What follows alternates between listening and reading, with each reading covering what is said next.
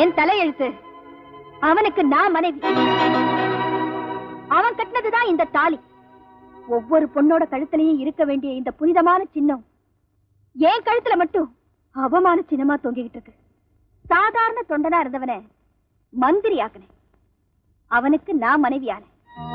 ஆனா பதவிங்கிற அந்த மாய நாற்காலி எப்படி அதுல உட்கார்ற எல்லாரையும் ஆட்டி வச்சதோ அதே மாதிரி அவனையும் ஆட்டி வச்சது. அவனும் ஆட ஆரம்பிச்சான். ஒரு நாள்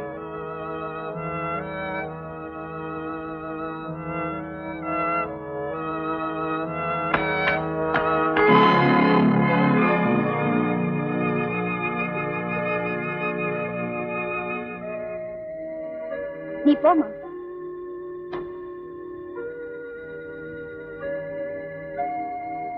என்ன இதெல்லாம்? அது இருக்கட்டும். கதவு தட்டுற நாகரிகம் கூட இல்ல. எது நாகரிகம்? வேலையை கேட்டு வர பொண்ணு கிட்ட சேலையை கேட்கறதுதான் உங்க நாகரிகமா? ஏன் இப்படி மாறிட்டீங்க? இத பாரு ராணி, நம்ம நாட்டுல பணத்தையும் புகழையும் சுகபோகங்களையும் அனுபவிக்க ரெண்டே வழிதான் இருக்கு. ஒண்ணு சினிமா, இன்னொன்னு அரசியல். நான் அரசியலை தேர்ந்தெடுத்துட்டேன். நல்ல பதவி கிடைச்சது. அந்த பதவிக்கு உண்டான சுகபோகங்களை அனுபவிச்சுட்டு இருக்கேன். இந்த நிலைமைக்கு வந்தாலே இதெல்லாம் இயற்கையா வந்துடும். எந்த நிலைமை? 5 வருஷத்துக்கு முன்னாடி உன் நிலைமை உனக்கு ஞாபகம் இருக்கா? சிங்கிள் டீக்கு லாட்டரி அடிச்சிட்டு இருந்த. வறுமையை போக்க மூட்டை தூக்கலாமா கல்லு உடைக்கலாமான்னு கண்ணீர் வடிச்சுக்கிட்டு இருந்த. உன் மனுஷ தன்மையும் உழைப்பையும் நான் காதலிச்சேன். எனக்கு இருந்த பாப்புலாரிட்டியை வச்சு உன்னை உயர்த்தினேன். என் எழுத்தால உன்னை ஒரு உத்தம நல்லவன் நாட்டுக்கு உழைக்கிறவன்னு மக்களுக்கு அறிமுகப்படுத்தினேன். அரசியல்ல ஒரு அந்தஸ்துக்கு வரணும்னு நீ ஆசைப்பட்ட. என் பத்திரிகையில எழுதி எழுதியே உன் ஆசையை நிறைவேற்றி வச்சேன். இப்போ நீ நிலைமைய பத்தி பேசுற. Very good. ஏழ்மையிலையும் துன்பத்திலையும் வாழ்ந்து பழக்கப்பட்ட நீ இன்னைக்கு அதே ஏழைங்க மானத்தோட விளையாடுற. சும்மா லோ லோன் கத்திட்டு இருக்காரு. மத்த மந்திரிகளை பார்க்கும்போது நான் எவ்வளவோ தேவல. தபார் பேசாம ஒரு மந்திரி பொண்டாட்டிக்கிற கௌரவத்தை காப்பாத்திக்கிட்டு பட்டு போடையும் நகையை மாட்டிக்கிட்டு இந்த பட்டி மன்றம் தொட்டி மன்றம் அது இதுன்னு தலைமை தாங்கிட்டு ஜவுளி கடை ஹோட்டல் கடை இதெல்லாம் திறந்து வச்சுட்டு காலத்தை பேசாம ஓட்டுவியா? நான் அவங்கள மாதிரி வாய மூடிக்கிட்டு புடவைய சுத்திக்கிட்டு புள்ளைய பெத்துக்கிற பொம்பளை இல்ல. தவறு செய்யறவன் யாரா இருந்தாலும் சரி சந்தியில நிக்க வைக்கிற பத்திரிக்கைக்காரி. கட்டுன புருஷனா இருந்தாலும். என்னடி கிழிக்க போற? எந்த எழுத்தால உன்னை உச்சாணி கொம்புல ஏத்தி வச்சனோ அதே எழுத்தால உன்னை திரும்பவும் நடு வீதியில கொண்டு வந்து நிறுத்துறேன். நான் உன் புருஷன்டி. அது நேத்து வரைக்கும். இன்னைக்கு நீ ஒரு சாக்கடை போச்சு. திருப்பி அடிச்சிடுவேன். அது நாகரிகம் இல்லைங்கிறதுனால விட்டுட்டு போறேன். இந்த வீட்டை விட்டு மட்டும் இல்ல உன்னையும் விட்டுட்டு. சந்தோஷம். அப்படிப்பட்ட காமவெறி பிடிச்ச மிருகத்துக்கிட்ட தான் நீங்க அடைக்கலம் தேடி போனீங்க. அங்க உங்களுக்கு என்ன மரியாதை கிடைக்கும்னு எனக்கு தெரியும். அதனாலதான் நாங்க ஓடி வந்தேன். ராணி, நல்ல வேளமா கடவுள் தான் நாங்க அனுப்புனாரு. இல்லன்னா என் பொண்ணுக்கு என்ன கதியா இருக்குமோ? சீதா, நீ கவலைப்படாத. அந்த இன்ஸ்பெக்டர் விஜய குற்றவாளி இல்லைன்னு விடுதலை செஞ்சு உன்னோட வாழ வைக்க வேண்டியது என் பொறுப்பு. இனிமே நீங்க உதவி கேட்டு யார் வீட்டு கதவையும் தட்ட வேண்டாம். குற்றவாளிங்க வீட்டு கதவை நான் தட்டுறேன்.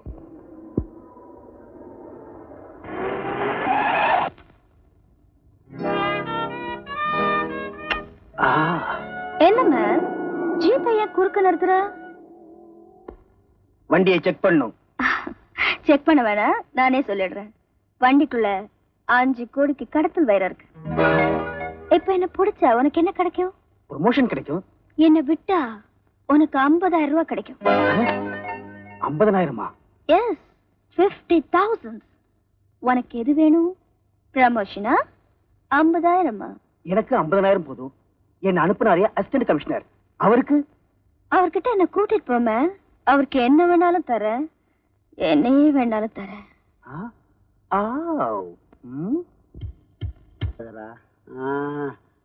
என்னது எங்களுக்கு நல்ல சூடேத்தி விட்டுட்டு இப்படி சொல்லாம கொள்ளாம போறது நியாயமா? லைட்டா பண்ணுவோமா? நீங்க லைட்டா அணைக்க சொல்றீங்க, நான் என் லைஃபே அணைஞ்சு போயிடுமோன்னு பயந்துட்டு இருக்கேன். எப்படி உன் லைஃப் அணையும்? நானே விடுவேனா? சுத்தி இங்க இருக்கு. ஆமா, யார உன் லைஃப் அணைக்கிறேன்னு சொல்றவன் கிழிச்சிடுறேன். இன்ஸ்பெக்டர் விஜய்னு ஒருத்தன் இருக்கான். ம். அவன் என் தொழிலுக்கு ரொம்ப தொல்லையா இருக்கான். அவன் உனக்கு மட்டும் இறஞ்சல் இல்ல, எங்களுக்கு அவன் தான் இறஞ்சல். அவனை நாங்க நான் கமிஷனர், நான் தான் சொல்லுவேன் அவனை என்ன செஞ்சோன்னு. நீ இன்ஸ்பெக்டர், வாயை திறக்கவே கூடாது. நான் சொல்றேன், விஜய தூக்கி உள்ள போட்டோம், வெளியே வரவே முடியாது. ஏன்னா இத மட்டும் நான் சொல்லட்டுமா? சொல்லு. கொலைக்கேஸ். சத்தம் போட்டு சொல்லாதடா. கொலைகேஸ்.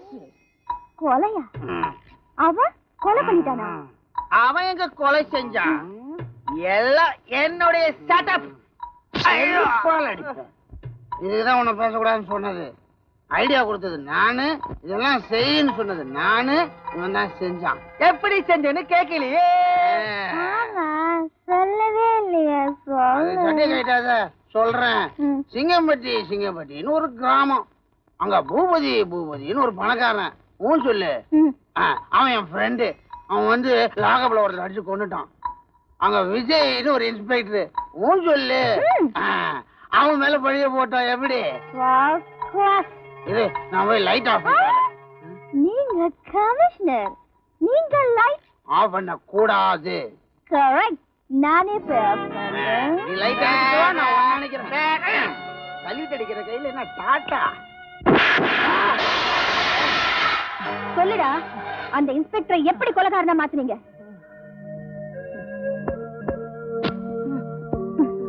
மரியாதையா சொல்லிடு, இல்ல உன் முட்டிய தட்டி சூப் வச்சு உனக்கே கொடுத்துருவேன். இன்ஸ்பெக்டர் விஜய் எப்படி மாட்ட வச்சோன்னு மட்டும் தெரிஞ்சுக்கணுமா, இல்ல அந்த பூபதி செஞ்ச அத்தனை அட்டூழியங்களையும் தெரிஞ்சுக்கணுமா? ஆச்சரியமா இருக்கா? நான் ஒரு அடிபட்ட பூனைக்குட்டி. என்னை விட்டே என் தங்கச்சியை கூட்டிட்டு வர சொல்லி என் கண்ணு முன்னாடி அவளை கெடுத்து கொன்னு என் கையாலேயே என் தங்கச்சியை புதைக்க வச்சான் அந்த சின்ன பூபு. அன்னைக்கே அவன் கழுத்தை நெரிச்சு கொல்லணும்னு துடிச்சேன். ஆனா அந்த தைரியம் எனக்கு மட்டும் இல்ல, எங்க கிராமத்துல எவனுக்குமே இல்ல. ஏன்னா மனுஷங்கன்ற பேர்ல நாங்க மாடுகளை விட கேவலமா வாழ்ந்துகிட்டு இருக்கோம். இருந்தாலும் அவனை எப்படியாவது பழி வாங்கணும் தான் இத்தனை நாளா அவன் கூடவே இருந்தேன். குழிய தோண்டிட்டேன். அவன் பெருமைகளை போட்டோ எடுக்கிற மாதிரி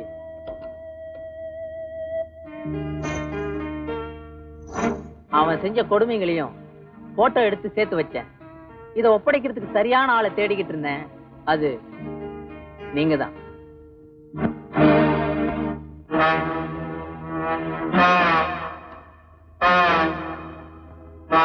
நான் பேர்ல மட்டும் ஜப்பான் இல்லைங்க, மூளையிலையும் ஜப்பான்.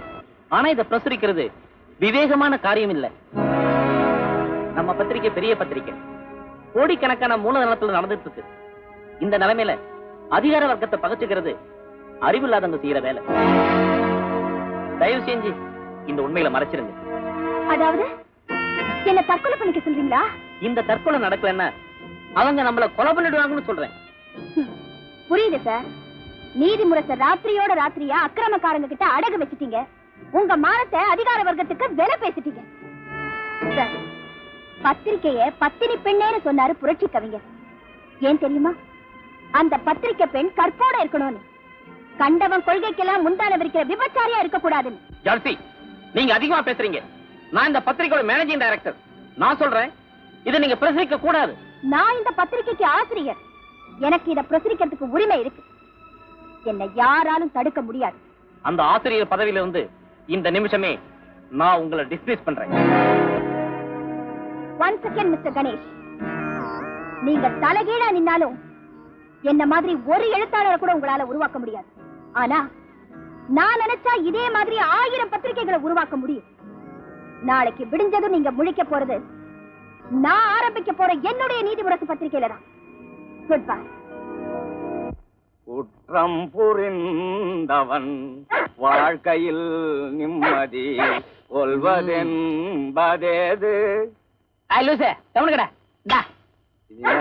தயிர் சோறு, அது கறி சோறு. அது யாருக்கு? நாய்க்கு. காலண்டா, எனக்கு தயிர் சோறு, நாய்க்கு கறி சோறு. பொய்யும் புரட்டும் பேசிக்கிட்டு இருந்தப்போ நடு கூடத்துல உட்கார வச்சுக்கிட்டு ராஜ மரியாதையோட விருந்தெல்லாம் கொடுத்துக்கிட்டு இருந்தீங்க. உண்மைய பேச ஆரம்பிச்ச உடனேயே வெளியே தள்ளி சங்கிலியால கட்டி நாயை விட என்ன கேவலமா நடத்துறீங்க. ஏய், தட்டையாவது மாத்திரா. தட்டை மாத்துறதாவது? தட்டை மாத்தின சிறுசனை கொன்னே போட்டுரும். போட்டோ எடுத்துட்டு தட்டை கை வை. ஏய், இங்க வாடா. என்ன விஷயம்? எனக்கு ஒரு உதவி செய்டா. என்னது? இத கொஞ்சம் அவுத்து விடுறா. அவுத்து விடணும்னா நான் சொல்றபடி செய்வியா?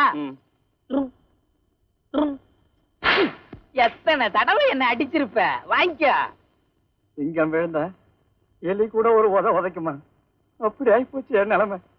எலிகிலின்னா அவுத்து விட மாட்டான். ஆமா ஐயா, நீ புளிதாயா, என்ன கொஞ்சம் அவுத்து விடையா. அந்த பயம் இருக்கட்டும்.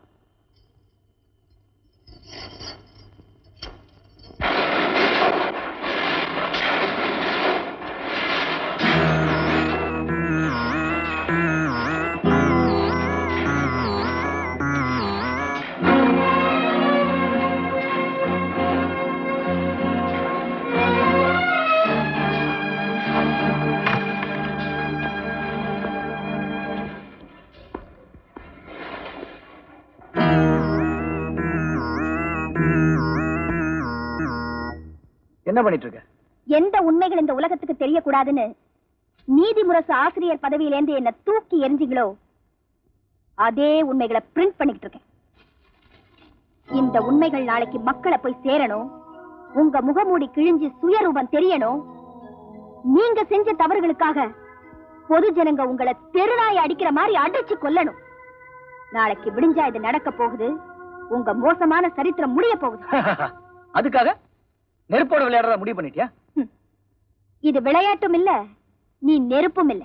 நான் நெருப்புன்னு சொன்னது என்ன இல்ல, பூபதி. அவன் சாதாரண நெருப்பு இல்ல, எரிமலை. அந்த எரிமலையோட யார் மோதினாலும் அவங்க எரிஞ்சு சாம்பலாயிருவாங்க. ஒரு தெரு பொறுக்கி ரவுடி, அவனை போய் இப்படி புகழ்ந்து பேசுறியே, நீ ஒரு மந்திரியா? ரவுடிகளும் பணம் பலமும் தான் இந்த நாட்டே ஆண்டுட்டு இருக்கு. ஒரு தொழிற்சாலை வெற்றிகரமா நடக்கணுமா, ரவுடிகள் உதவி தேவை. ஒரு பெரிய வியாபாரி தன்னையே காப்பாத்திக்கணுமா, ரவுடிகள் உதவி தேவை. ஒரு கட்சி நடத்தணுமா, ரவுடிகள் உதவி தான் தேவை. இவ்வளவு ஏன் என்ன மாதிரி மந்திரிக பதவி நிலைக்கணும்னா அதே ரவுடிகள் உதவி தான் தேவை. மொத்தத்துல இந்த ரவுடிகள் தாண்டி எங்களுக்கு எல்லாம் கடவுள் மாதிரி. உன்னை என் புருஷன்னு சொல்லிக்கவே வைக்கப்பட்டேன். இப்போ ஒரு மனுஷன்னு சொல்றதுக்கே வைக்கப்படுறேன். என்ன மாதிரி அரசியல்வாதிகளுக்கு வேணும்னா இந்த மாதிரி ரவுடிகளோட உதவி தேவைப்படலாம். ஆனா எனக்கு தேவையில்லை. பதவி பறி போயிடுமேன்னு பயந்து பயந்து ஒரு கொலைகாரனுக்கு அடிமையா வாழறியே, இது ஒரு வாழ்க்கையா? உன்னையே ஏமாத்திக்கிட்டு உள்ளுக்குள்ள நிம்மதி இல்லாம யாருக்குமே பிரயோஜனம் இல்லாம இப்படி ஒரு கேவலமான வாழ்க்கை வாழறியே, உனக்கு வெக்கமா இல்ல? இப்படி ஒரு உன்னதமான பதவியில இருந்துகிட்டு ஒரு அசிங்கமான ரவுடிக்கு அடிமையா வாழ்ந்துகிட்டு இருக்கியே, உன் நிலைமை நீ எப்பவாவது நினைச்சு பார்த்திருக்கியா? எல்லாரும் உன்ன மாதிரி இல்ல. எத்தனையோ நாணயமான அரசியல்வாதிகள் இருக்கத்தான் செய்யறாங்க. இத பாரு, உயிரோட இருக்கும் போது வாழறது வாழ்க்கை இல்ல, செத்த பிறகு உன் பேரு வாழணும். அதுதான் உண்மையான வாழ்க்கை. முடிஞ்சா அப்படி ஒரு வாழ்க்கை வாழ்ந்து காட்டு. முடியல, தூக்கு போட்டு செத்து போயிடு. இப்ப இங்க இருந்து போயிடு. Get out.